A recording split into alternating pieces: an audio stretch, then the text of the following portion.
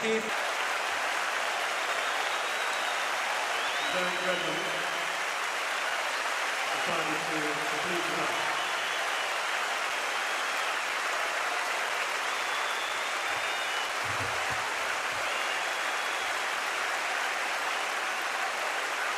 Jesus Coffee, bon matin, nous venons de voir une vidéo tellement poignante des JO de Barcelone en 1992 où un coureur fait un claquage en plein milieu de la course, c'est la finale, il sautille pour arriver au bout, il veut gagner la course, enfin il veut au moins l'achever, mais il n'y arrive pas et il y a son papa qui arrive, qui prend le relais, qui se met un peu comme en position de béquille pour le faire avancer et pour passer la ligne d'arrivée. Ce matin, ou en cette journée de ce lundi, j'aimerais te parler de ce verset qui nous dit, c'est Paul qui parle aux Colossiens, « Supportez-vous les uns les autres, et si l'un a sujet de se plaindre de l'autre, pardonnez-vous réciproquement, de même que Christ vous a pardonné, pardonnez-vous aussi. » Et je rajouterai, de même que Christ nous a supportés, supportez-vous les uns les autres. On parle souvent de la parabole du fils prodigue qui s'en va très loin et le père qui l'attend.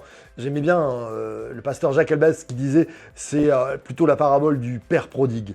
Et c'est vrai que notre père, quand nous sommes dans un moment de claquage, un moment où on s'est fait du mal, un moment où on a été dans des endroits où peut-être il fallait pas être, un moment où peut-être notre caractère a pris le dessus, il y a quelque chose qui a claqué, il y a quelque chose qui a clashé, il y a eu un accident de vie, un accident de caractère, je sais pas, et on a un peu le cœur meurtri de ces choses-là et on n'arrive plus trop à avancer.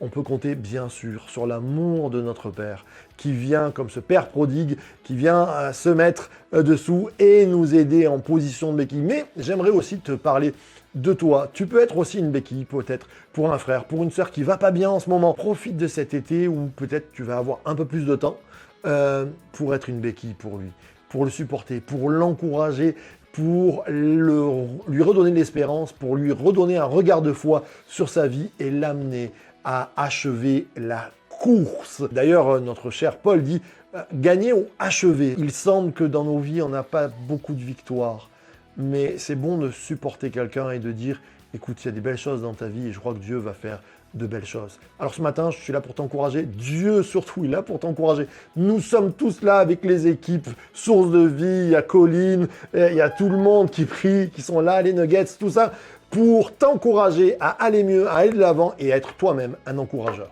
Source de Vie, de Church to Be.